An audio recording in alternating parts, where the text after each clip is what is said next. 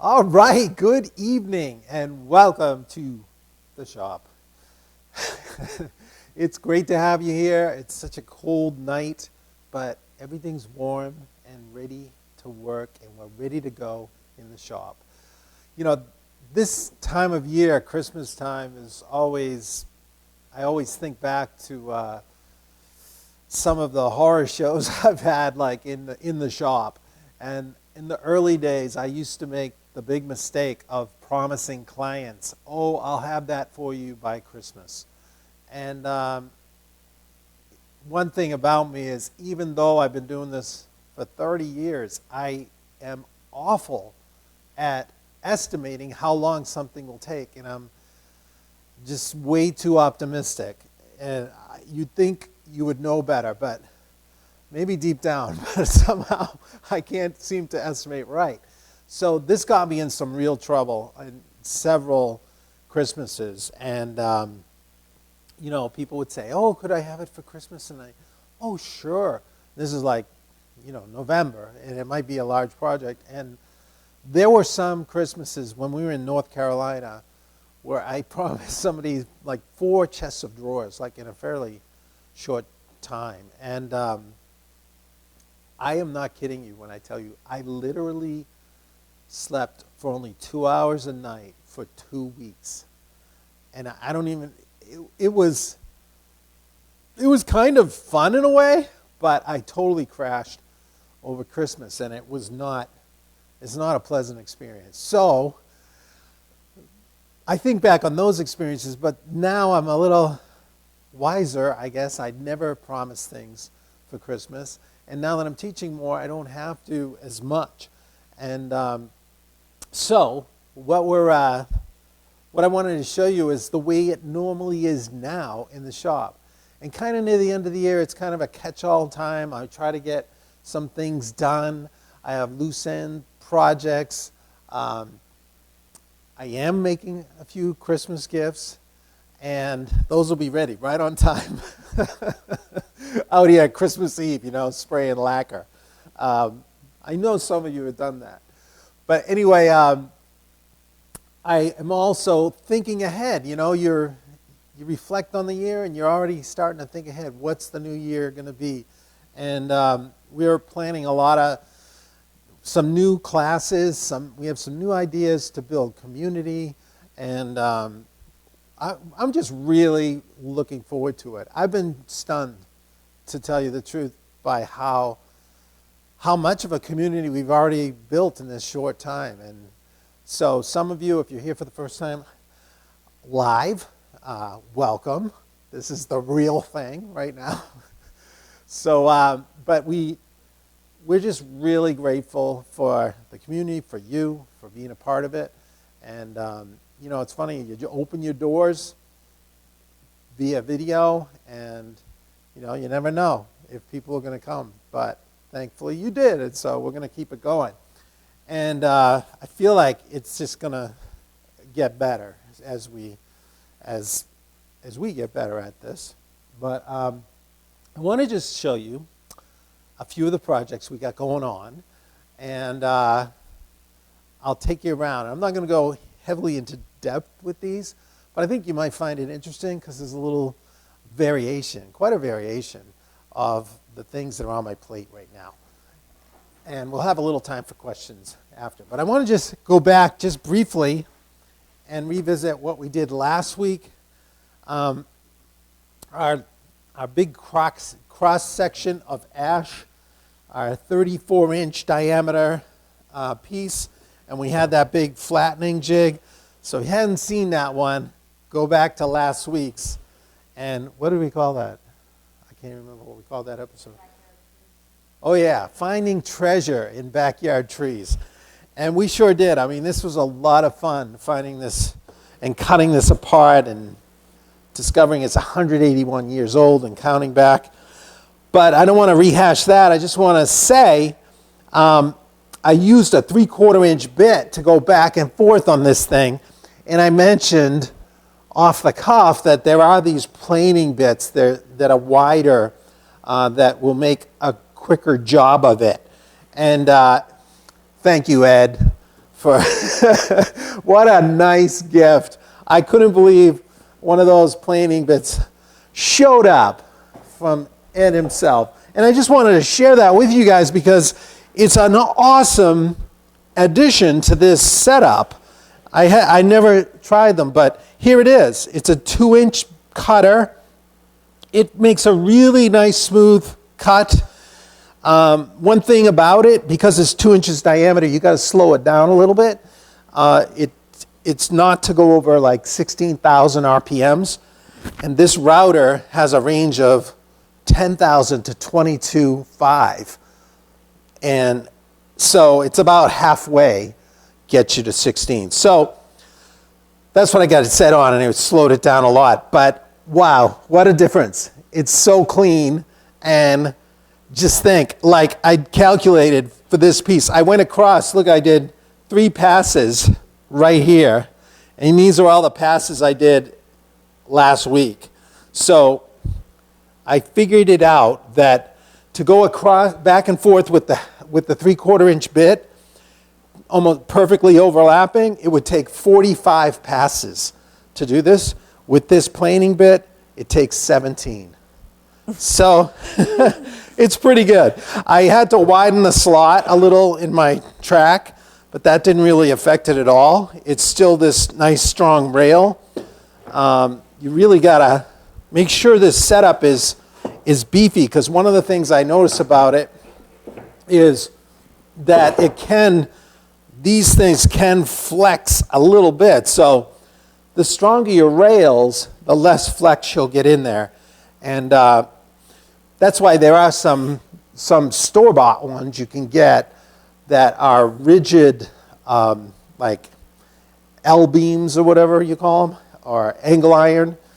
And I know Woodpeckers has a setup that looks really nice. So if you don't feel like building one, you can buy one. I'm just not sure how wide they go. This is a special one because it was made almost 40 inches across to do crazy stuff like this. But anyway, there you go. This bit came from Whiteside. Great bit, Ed. It's a great bit. You might want to get one yourself now. But thank you so much again. All right, so let's move on. Come on over this way. I want to show you something I'm cleaning up right now. I'm finishing up a couple of these tilt-top tables. If you saw any of the other show, it always cracks me up. You guys all call this a show. But I guess it is a show. But the real show that was on PBS, we made tilt-top tables like this. I really like this table because it feels like let me show you how this tilts down. It has this kind of shaker look of simplicity, but it's very sturdy. Beautiful curly maple top, a 3-board top, a nice strong center column. And it's so sweet that you can tip it up and that back leg goes right into the corner of a room if you like, and it takes almost no space in the room at all. It was kind of an ingenious, really a colonial type thing to save space when homes were much smaller. But it's a great place to have breakfast for 2 or 3. I don't know, I guess you could squeeze 4 in here, but it gets a little tighter. And it's 36-inch diameter across. But anyway, I've had these sitting downstairs. That's my other storage room downstairs. And I've got these 2. I actually have 2 more that aren't as far along as these. But I want to go ahead and finish sanding out, trimming this edge, and then getting some color on them. So this one, the edge has not been done. I just hit it with a router.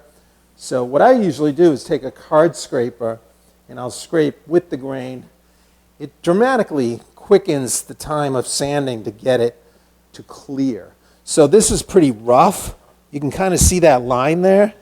That's the line of the router. And then you have a little burn spot there. So I'll clean that off. And eventually it'll look as clear and clean as this edge. Well, except for right there. Got to sand that a little more. But you should have absolute clarity. If you see any kind of white line or fogginess, it's not quite to that point. But it doesn't take that long, and I'll show how to do that at some point. I'm just not going to get into it now. I just want you to see how this thing works. When it pivots, the simplicity of this thing is that it pivots on a wooden axis. So this is the support cleat. The cleat serves two purposes. It keeps the top relatively flat because there's 5 screws across there. And then it also houses a round mortise for this pin or round tenon that this whole thing tilts on. So you don't even have to buy like metal hardware or anything. And it's actually pretty efficient to make this piece. And it's super solid. So when that comes out, you have this block. You can see on the top, you have this big heavy tenon with an oak wedge going through there. I mean, that's never coming apart. So I've got to get the finish on here. Once I get them sanded up, I'm going to run it through one of my favorite curly maple finishes, and it'll look something like this. Can you pick that up okay on the camera? Mm-hmm. So we start with the curly maple over here, just clean, and then hit the whole thing with a dye stain. Now, it can vary. Like sometimes I'll use just a maple. This is a medium honeytone amber. There's so many names for these things. But anyway, that's 2 applications of that aniline dye stain. So it's a water stain. What's great about that, on highly figured woods like this, it penetrates deeply. It really soaks in. And by soaking in, it enhances the curl factor, and it makes it really start to pop. So here's the 2 dye stains right here. Now look at, over here is nothing, okay? Dye stain, and I'm going all the way out. This is kind of a storyboard. Then from this point over, I hit it with the first coat of shellac. And see how no curl, how they light up right here. That's from that dye stain saturating in, and this dark lines in the curl is actually where the grain is rolling up toward your eye. So it looks much darker. It doesn't really reflect light. It absorbs light and just gives you that dark curly line from the rolling grain. Then I use a glazing stain right on there, and that even enhances it further, and it gives it that antique effect. And then a couple more coats of shellac. So this is the glazing stain I'm planning on using. I found out Mohawk, they did away with the Balin line, so Mohawk now has this burnt umber.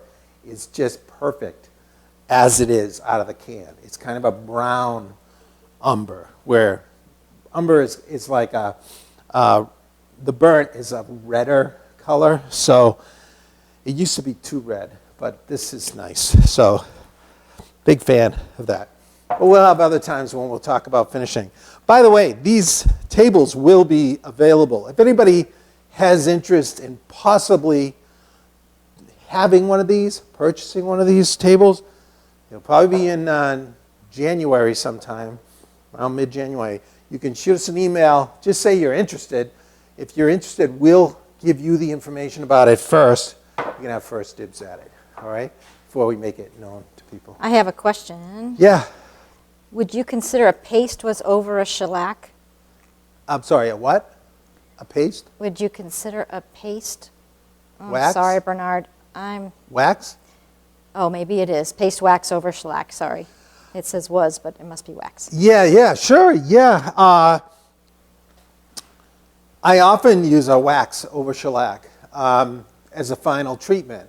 You know, quite often on even a really high-end piece, the base will get shellac, and then I'll rub it out with steel wool so it gets kind of a soft satiny sheen, and then I hit it with a wax.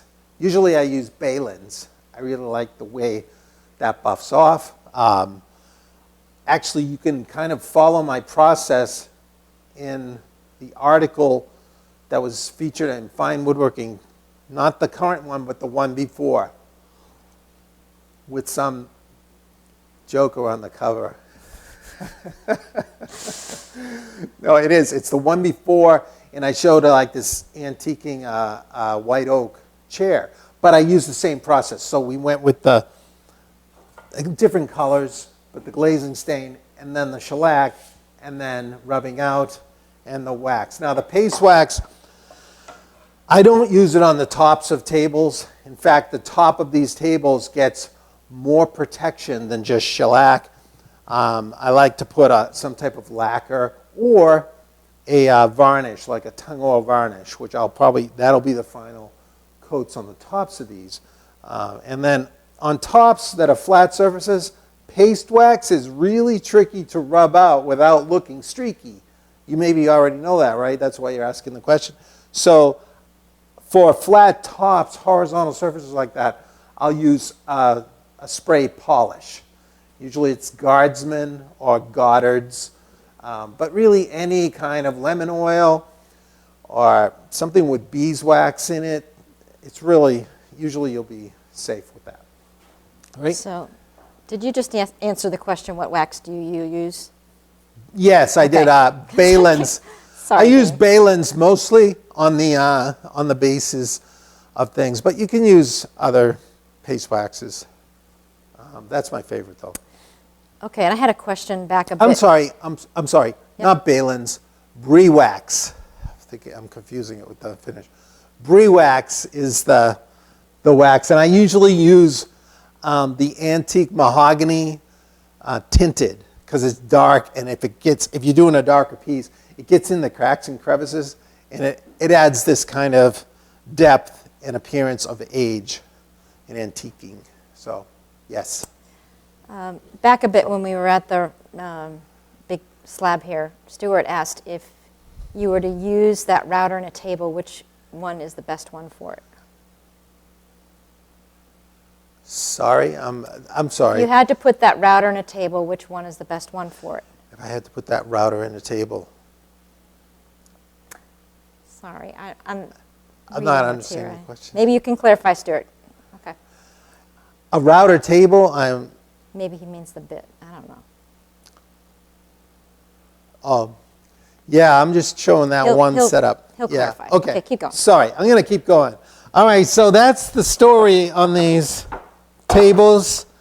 I'm psyched to get those finished and warmed up, and the basement a little cleaner. So now, I wanted to catch you up. Remember those massive planks, those ash planks? Well, I've still got the two over there that will be those dining tables. That's going to be just a two-board top that'll be nearly 48 inches across.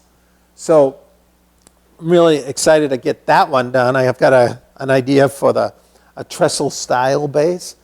But this piece, this had some rough stuff in it. But I'm going to actually trim this down, and this is going to be the new counter in our kitchen with an undermount sink. So you can see, look at this. I mean, it's got some issues. But you gotta imagine this, you know. What I love about it, it's going to be just these three boards across. I still have over width, so I'm going to rip off some of this mess here, like this knot. This is going to get ripped right off. I don't need that, and I'll probably get most of that knot gone too. This is going to have to be the front edge the way I have it configured. So right in this area is our sink. So that was good because I positioned that kind of wild knot piece to be cut out. So here's the sink cutout. The center is right about here when I get it done. I mean, so that's going to sit like right over that and take that right out. And then we may have some knots, but those I'll epoxy fill. They'll be colored. They'll disappear. So I'm psyched for this because it's gonna have that ash tree wood in it, in that character. The only thing I'm not crazy about are these darker lines, but those are right in near the heart. I mean, this darker heart especially predates like this is around 1850, 1860, right here. So it's crazy to have that quality of wood. But I'll be playing around with that more. I've got to get it down to thickness. It was quite the fun managing these by myself. I had to rip them, and I just used the track saw, the Festool track saw, on the floor. You know, I had them up on sticks and just rough ripped them. And then I had to flatten them on the joiner and used a couple roller entry and exit, and it wasn't that bad at all. So now their thickness down to about 1 3/4 inches. I'm going to bring them down to about maybe 1 3/8 inches. A typical granite top is around 1 1/4 inches, so that'll be thick enough. And then those edges where I'm going to really have to get some good waterproof finish on there, because we're going to have an undermount sink, and so the water will go right down over that edge. So that'll be nicely polished, sealed, and good to go. All right, that's a fun project off to the side. I thought I'd have that for Christmas, but you know how that goes. Okay, now I want to show you a little project I've actually been fixing up for my brother and his wife. Did I mention? I think I mentioned this last time. It was one of those things where they gave me this part. Yeah, I think I did. And it was, one of these was missing. And this is one piece of walnut with the grain running diagonally this way. Now, you always want to have the grain running along as much as you can in line with the curve. You know, if I went this way with the grain, over here, the grain would be cutting across, and it would be very short and easy to break. So you want those long fibers to carry along the axis of the curve as much as possible. So this is a tricky piece. This piece came apart. There was one totally missing. There was one broken, and the whole end was disassembled. So what I did was I took,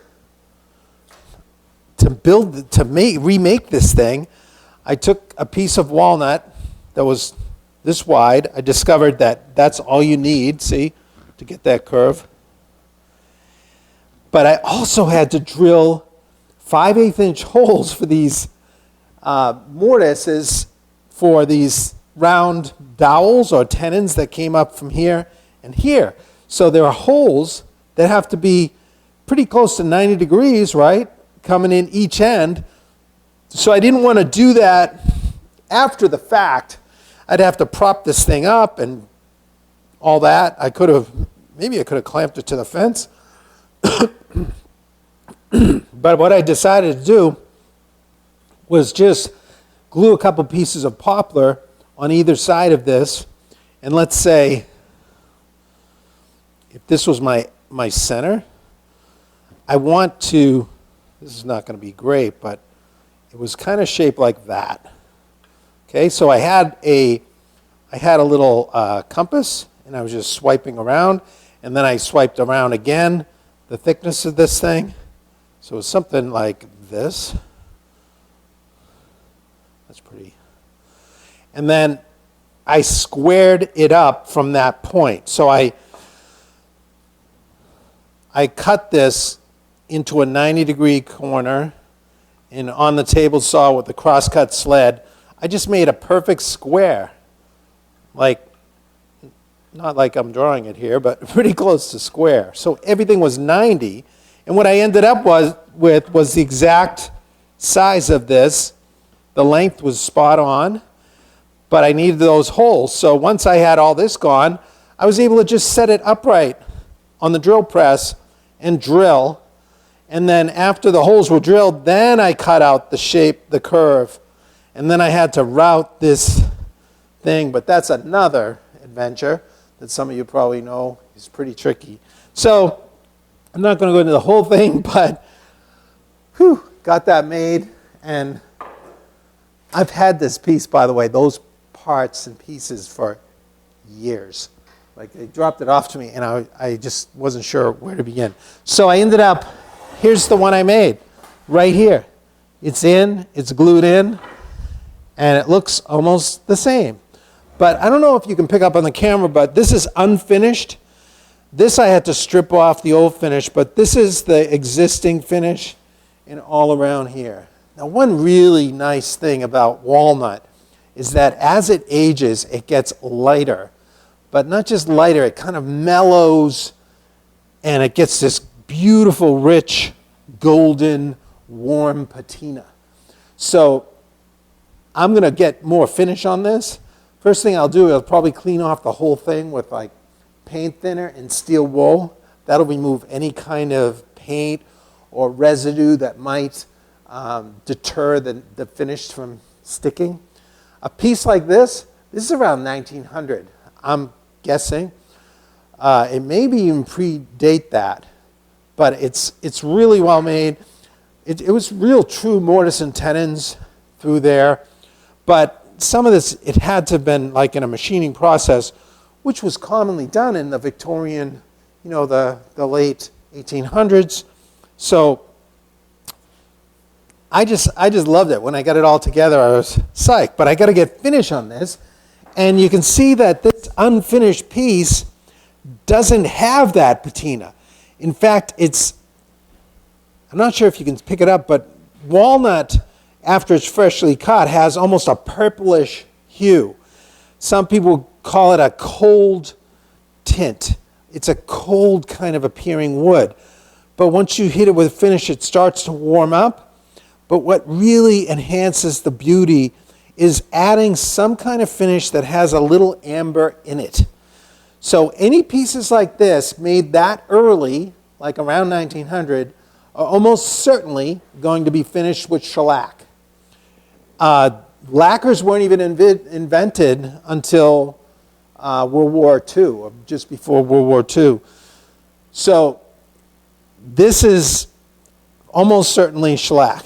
If you're not sure, you just find a discrete spot, and you take a little denatured alcohol, which dissolves shellac. And you can just rub it on that spot, and if it comes off, it's shellac. Right? If it doesn't, then try lacquer thinner, and that's probably going to take it off. If that doesn't take it off, it's some type of varnish. Let me get my paper towels. Hang on a second. I just want to show you this. So I got to finish this, and I kind of like blending. Walnut's fairly forgiving to bring color together on, but I'm just going to wet this with a little denatured alcohol so we can take a look and see how close it is. And what I'll usually do is wet both like that, and then you can see, all right, how close are they? Wow, not very. So this is so much darker. See, it hasn't aged. This has that mellow patina. Look at that. Beautiful. Down here, it's a little darker. See, this actually blends a little here. So here's a little finishing trick. This I actually strip so it's a little bit lighter than this. So I'm going to get some finish on here. Now I want to add some amber, and I'll probably go with like an orange shellac. So I happen to have a little bit right here. Watch, this alcohol will dry really fast. So that's flashing off there. And I'm going to get a little bit of shellac, orange.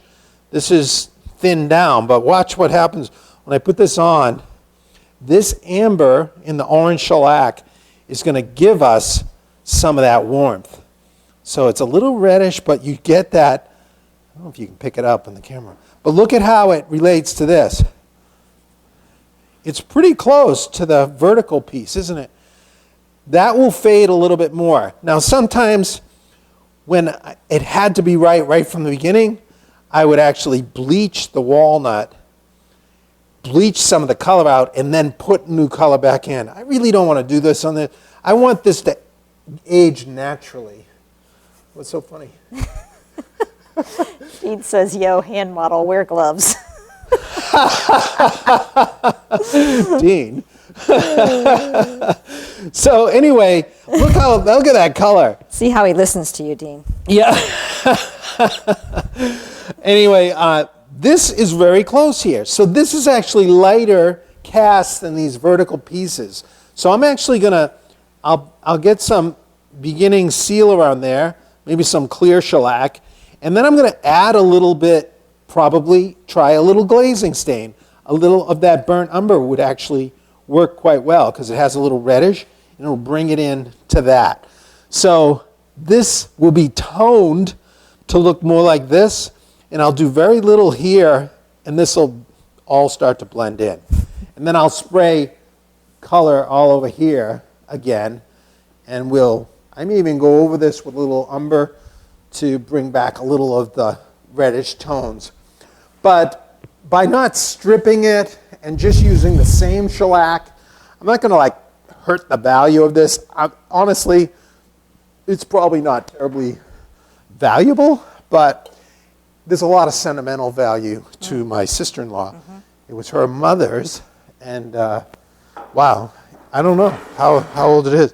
One of the repair I had to make was I had to remake this one vertical dowel here, and that's got the same issue. So look how that color is. If I put a little orange shellac on that, it just looks kind of dead.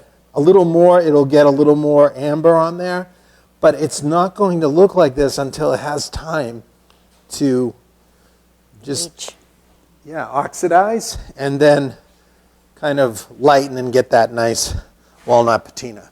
So I'm excited to get that done before the family party. I have some questions before you move on.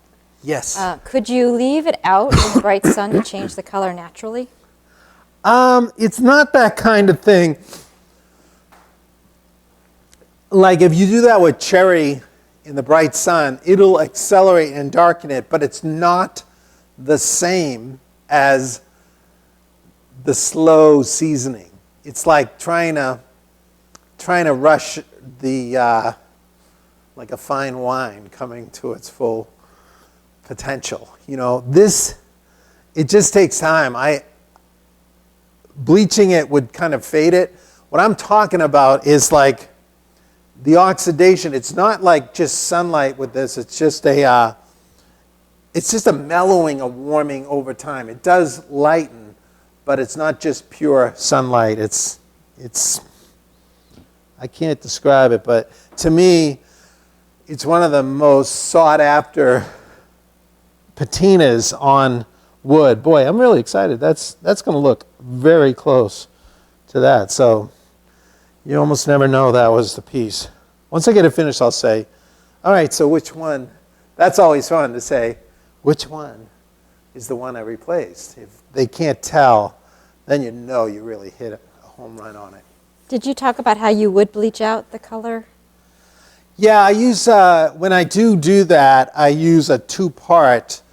It's really that strong stuff. Not oxalic acid is a wood bleach that is often recommended, but it's not strong enough. You need the two-part that really bleaches the wood. And usually it takes 2 applications, but it's tricky. You got to really know how to get the color back on because it's like 2 applications. It starts to whiten it out and actually green it out a little bit. So I prefer to let it mellow. It'll only take a few years, you know, to get like it should. And as old as it is, that's a blip in time. So, Paul mentioned that he started his kitchen remodel and is using Behlen's American Walnut dye, and he was going to purchase more. Did Mohawk stop making their old color line? Oh, that's a great question because I was in the middle of that article I mentioned earlier and I was using Behlen's products and I just happened to run into a guy who managed a woodcraft. They had Behlen's. He said, oh, for some reason he just mentioned, oh yeah, the Behlen's Mohawk's discontinuing the Behlen line, which was kind of like a homeowner type user, you know, where the Mohawk is more for commercial. But yes, they did discontinue the Balin line. Now the weird thing is, some of the names of the products are the same, but the formulas aren't the same.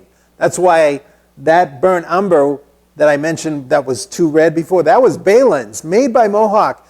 But the Mohawk burnt umber is different, but it was actually what I preferred. So it worked out well for the article. But in that article, we already had the photos made with the Balin's cans. They had to Photoshop Mohawk because we discovered, you know, in the publishing. Ooh, trade secrets right there. Yeah, we had to get it because everybody would be asking, you know, where do I get the Balin's? And it's not there. So you can check with them, but it should be pretty close. The Mohawk brands, it should be close enough. And if it's not, you can always go over the whole thing, and you should be all right. Just a tip, Dan says he uses water locks on all his wooden countertops. Oh, thanks, Dan. Yeah, I was actually planning on using water locks or some type of nicer urethane. Like the other one that I think is nice is the, for something that needs to hold up, the General Finishes, what is it called? The Royal, I have a can of it. The Armor Seal. Armor Seal. That's got some urethane in it too, but it'll hold up better over time. So that's a fun project. Let me show you. I got a couple others I'll show you. Okay, wait, let me see. I want to make sure I've asked all the questions. Oh, I should tell you this. Look at this old book. Oh my God. This I got from Pug. We refer to this book a lot. Check it out. This is Wallace Noddings, Furniture Treasury. If you've probably heard of it. And this is the original edition, 1962. And it's a 3-volume, but great, massive work. I mean, he's got so many pieces cataloged in here, and he tells the different periods.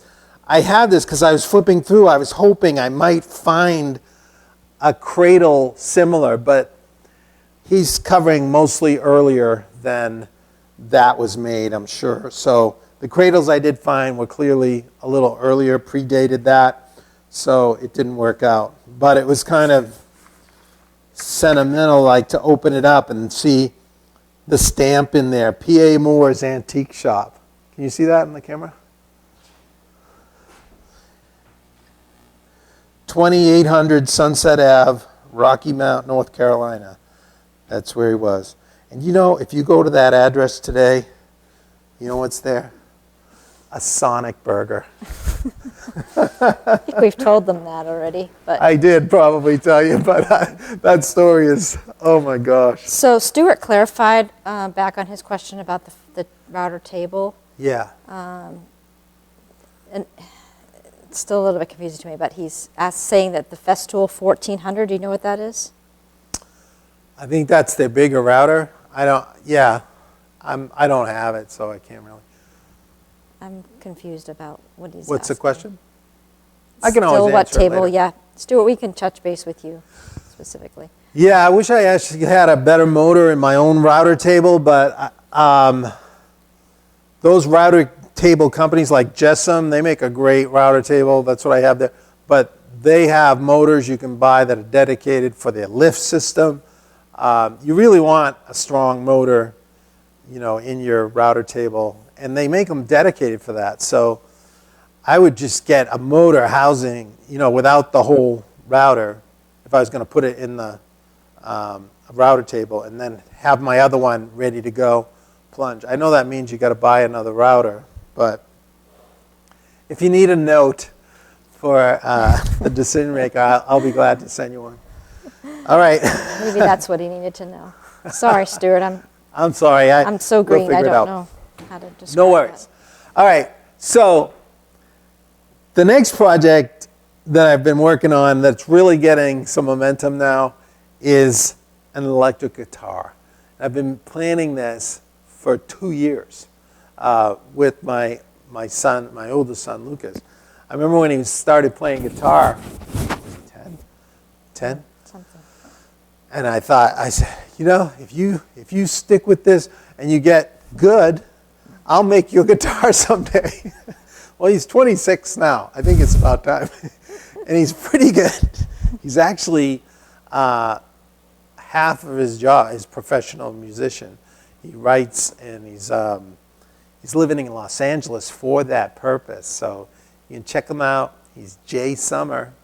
Lucas McLaughlin is Jay Summer on iTunes and Spotify, and it's kind of like contemporary R&B, and just amazing mixes. And so anyway, I was so psyched because he's into it, and he's guided me on the design.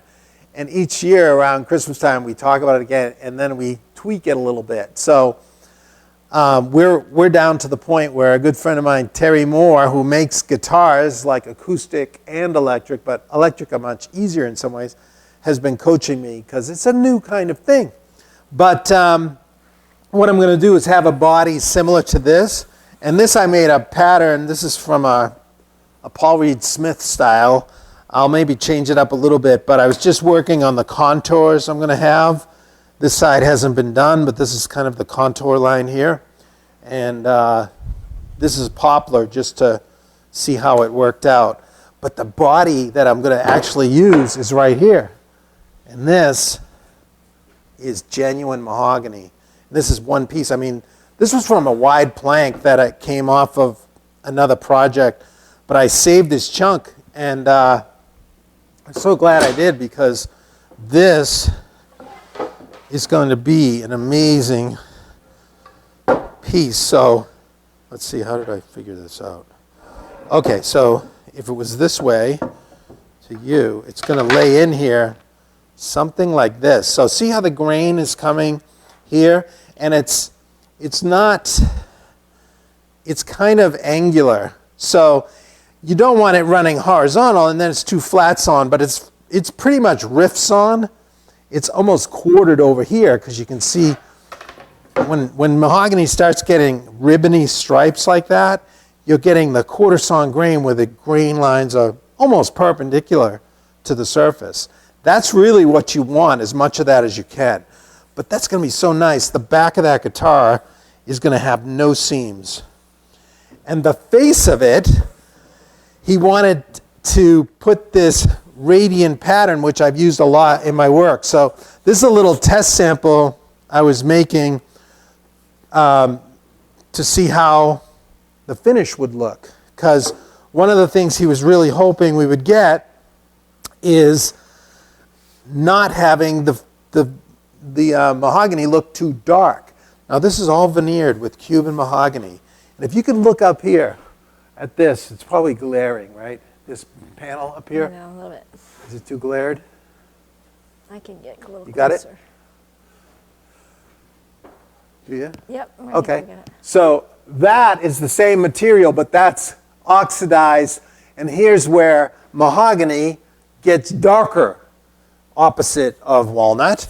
And he didn't want it to go that dark, because when it's lighter, it has more of an amber tint. So what I did was I played around and I bleached these pieces here before I used the same finish as I did on this. So I can already see this is a darker cast, but if we hold it up here, see how that bleached area is lighter and it's brighter.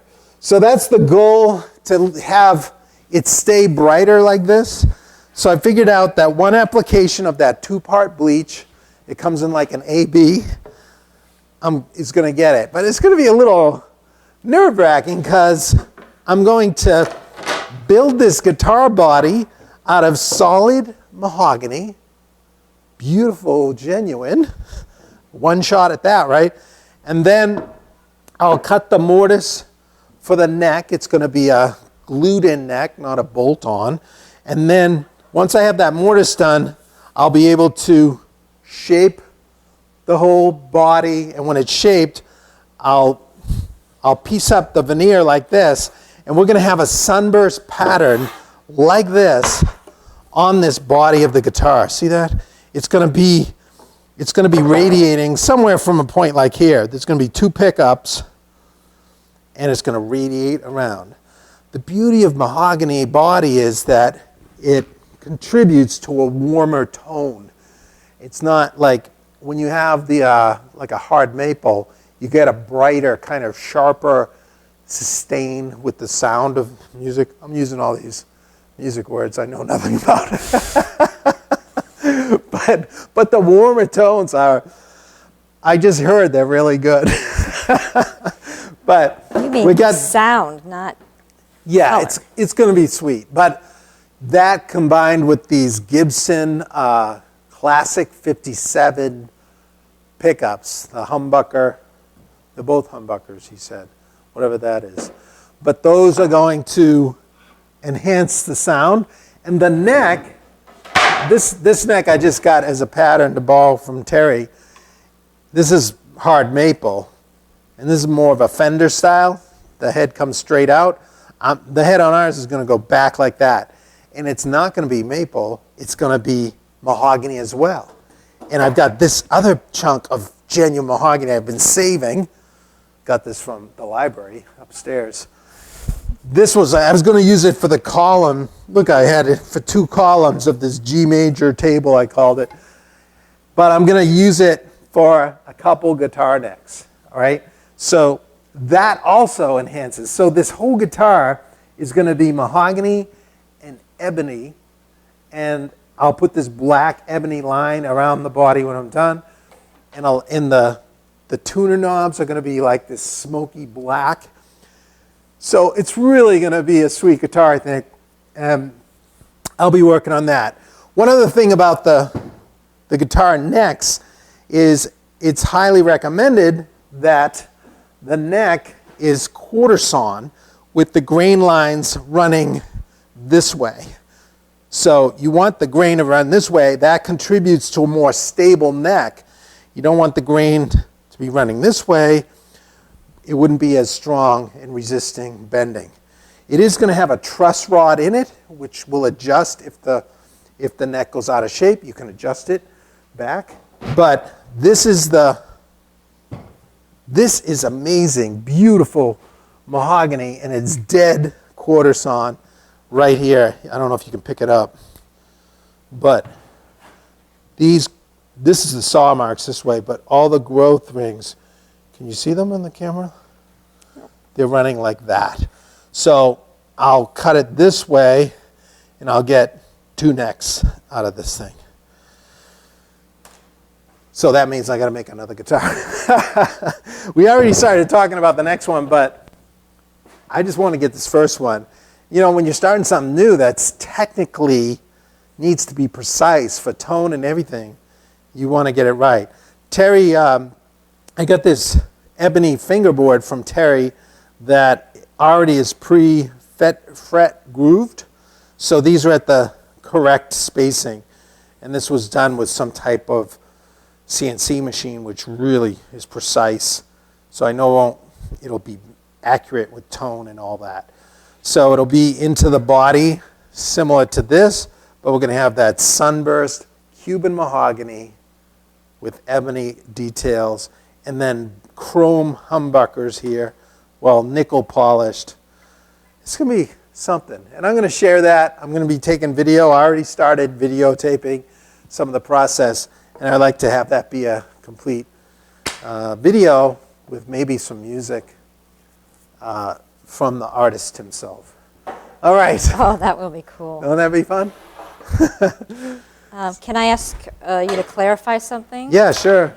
Alan mentioned that he thinks the 2-part wood bleach that you're referring to is made by Zinsser. Is that true? I'm not sure if Zinsser makes that. I'm just trying to think. I've gotten it at like Home Depot, or I don't know if they still carry it, but they always had the smaller bottles, and I always seem to go through those. So now I have 2-gallon bottles, and I barely use any, but it was a lot cheaper to buy it that way. But it's just if you look up wood bleach, you want it to be 2 parts. It's usually A, B. That kind of stuff, once you mix it together, it activates it, and it starts the chemical reaction, basically, which eats away the color. Is it something you're not remembering? Like we can put it in the description after, or is it?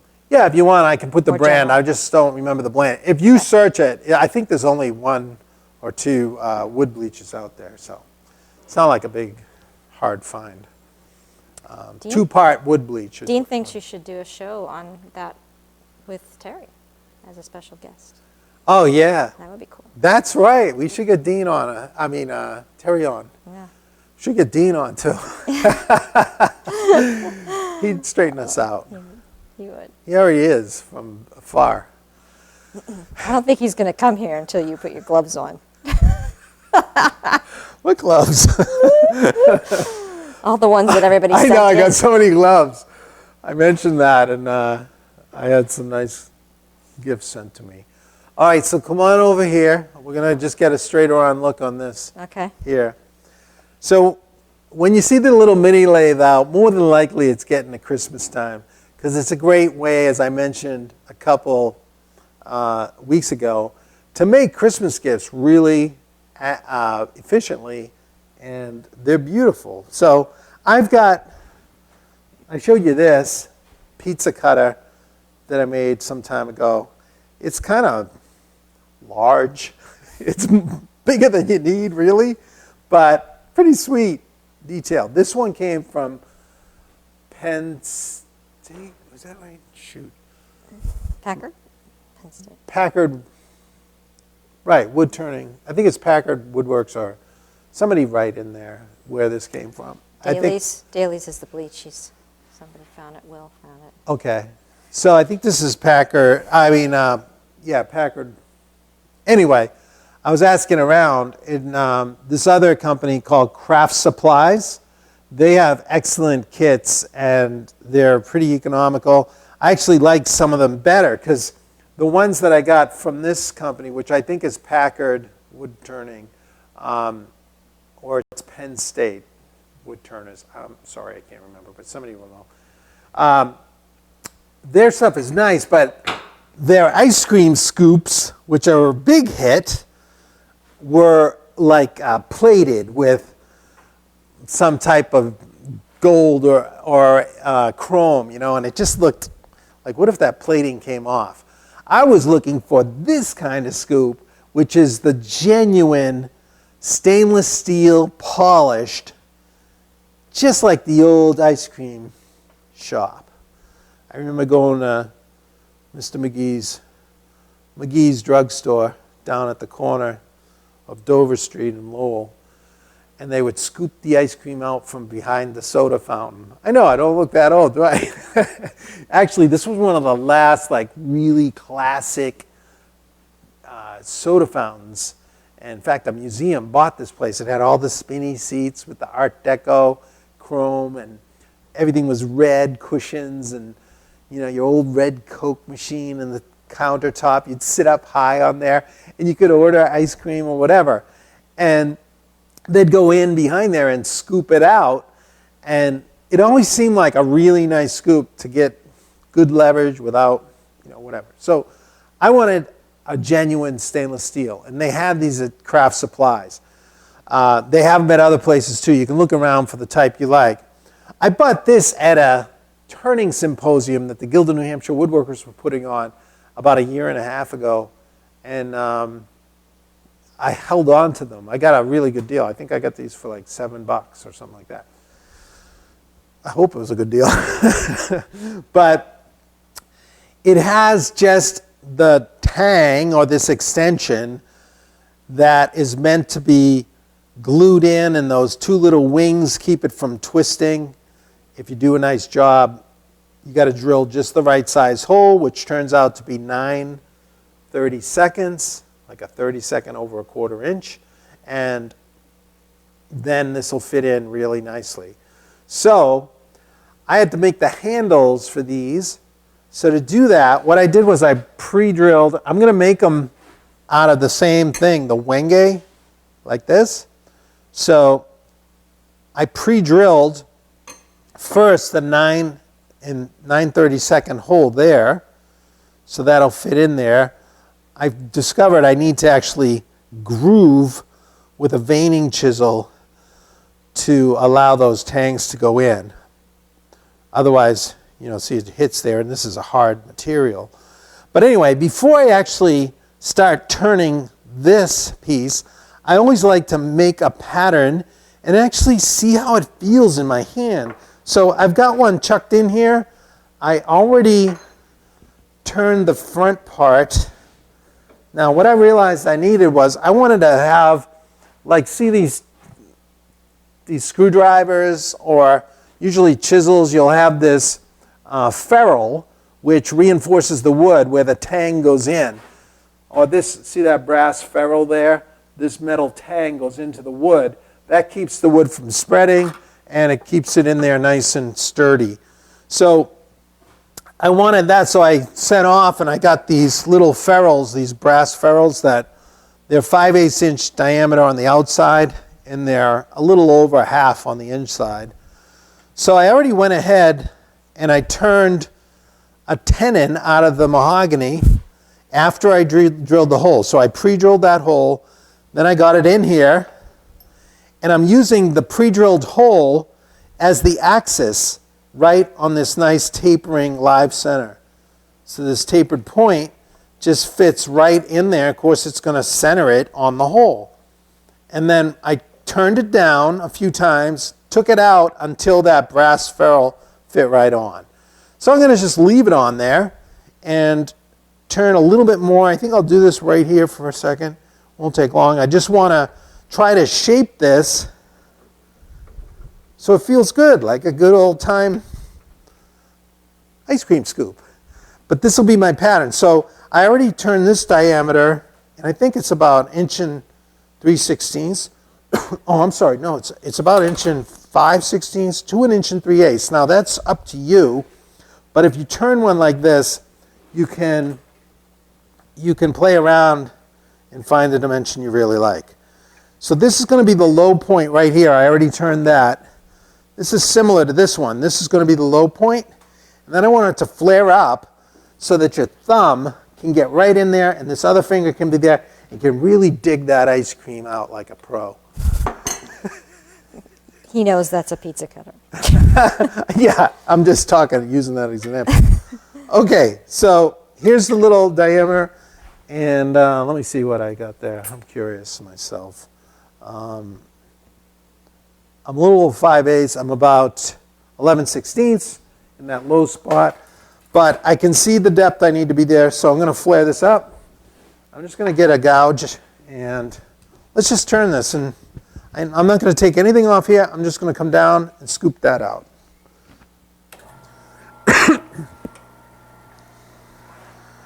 So let's make our little thumb hole here. I'm just turning down to that low point. I haven't turned in a while. I hope I don't screw this up. It's a test, isn't it? What, a test? Is this your test piece? Yeah, that's true. That's another good reason. All right, so I'm down far enough. I'm going to stop there. That looks like a nice flare. And this part is going to come off, and this has to go down. I want this to go down and kind of blend with the brass ferrule.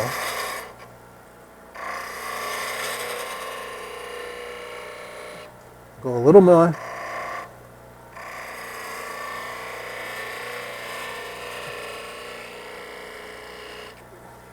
That's pretty close. I think I'll just stop there for now. Now I want to turn this down and get that shape going.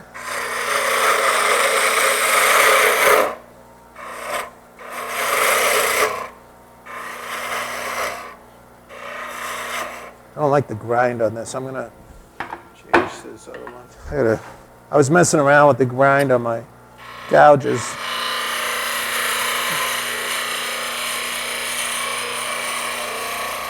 This is a little flatter spindle gouge, so it's easier to rest the bevel right on the workpiece lightly.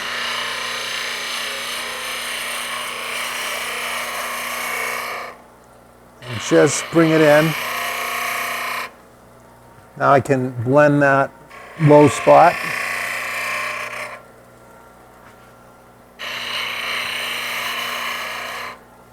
That's nice. So that's a nice little thing. Now I have found that having it more of a ball like this in the middle fits really nicely in your palm. And so what I'm going for is a handle that feels good in your hand. So that's it. I'll stop there for now. Let's just go a little bit. Now I want to turn this over a little bit. I got to watch out for my spur center.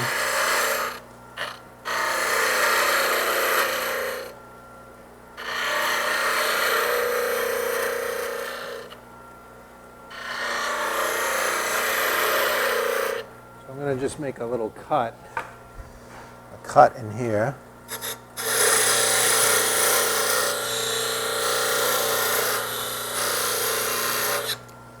It's pretty close to the spur center, right? I'll probably make my other ones a little longer than this.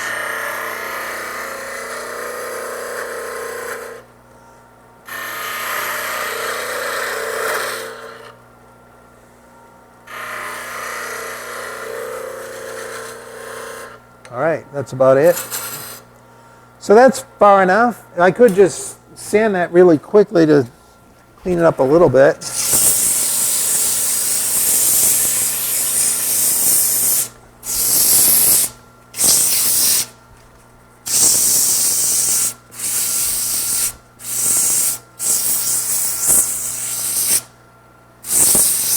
I'm not done. I just want to test it.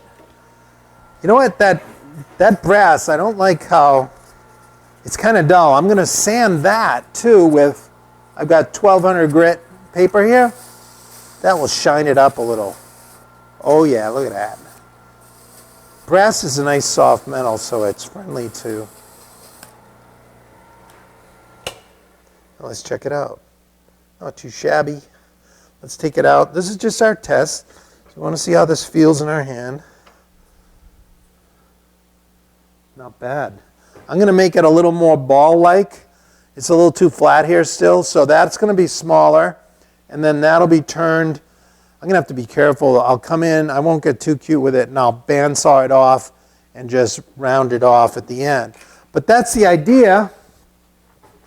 I'll do a little more, but I already cut in here with my veining chisel, nice little carving chisel. This is a veining chisel, so I came in here and just pushed down in there where I could see little indentations, so then I can fit my ice cream scoop in. That'll be epoxied in, and look at that.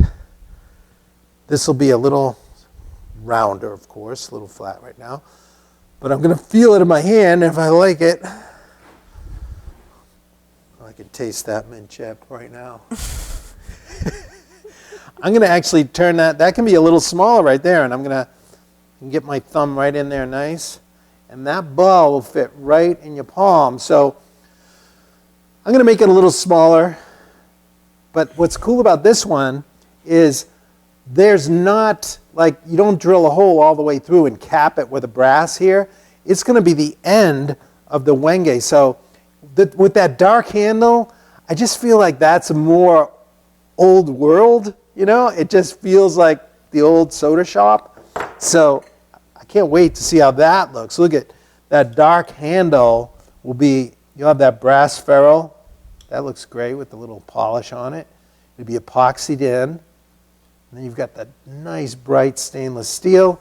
And instead of that cap, it's just going to round over, and it's just going to be end grain of wenge there. That's going to be a sweet scoop, treasured for generations.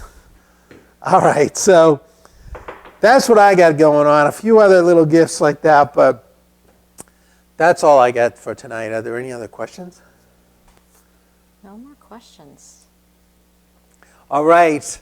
Oh, let me see the camera for a second. Must you? Some of you wanted to see the camera lady. Oh, goodness. She doesn't feel ready for this. But let me see how you do this. There she is. The Hi, star everybody. of the day. She's super comfortable on camera, too. Yeah, I'm so natural You are. I do like where I stand. And I love reading what you guys are writing. All of you. That's right. It's fun. She's the everything that's good and stylish about and kind in our communications. You're looking at the source right there. Stylish. Yeah. No, I mean the website. Totally designed the website every time. So anyway, how you like to see the brains behind the operation? Okay. All right. Nice and brief. That's good. But just to wrap it up, we're not going to meet next week because it's so close to Christmas, the day after Christmas and between New Year's. So we'll be back starting fresh and excited on January 2nd. Be a happy new year. So, and we'll be starting to share some new things as we go along into the year. But I'm really excited for this coming year because it's easy to look back and be so grateful for already the community that we've built. I made so many new friends, and I know it's kind of virtual, but I do correspond, and I have met a lot of you in person here and at various events. So we do try to post when I'm going places or going to be demonstrating somewhere, and I love to see people come there. We got some cool ones coming up. We've got a Lee Nielsen event.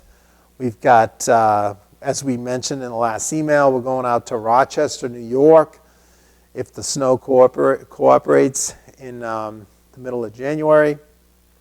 And that'll be a fun day. And then we've got Fine Woodworking Live in April. So who knows what else. But I'm really excited for the year to come, the new offerings we'll have. And mostly it's because of you. Amen. And I do really appreciate you being part of this. And it really wouldn't be anything without you. So thank you for supporting us here. We don't really advertise a lot. We probably should, but so you're passing it on. You're sharing. You're liking, subscribing, and telling anybody that you think, if you do want to recommend us. But we totally appreciate that. So thank you again, and we look forward to seeing you next year. And I hope you all will have a great Christmas or holiday, whatever you celebrate, and a great new year. We look forward to seeing you in that new year. So until next time, I'll see you back here at Shop Night Live. Bye, everybody. Thank you so much.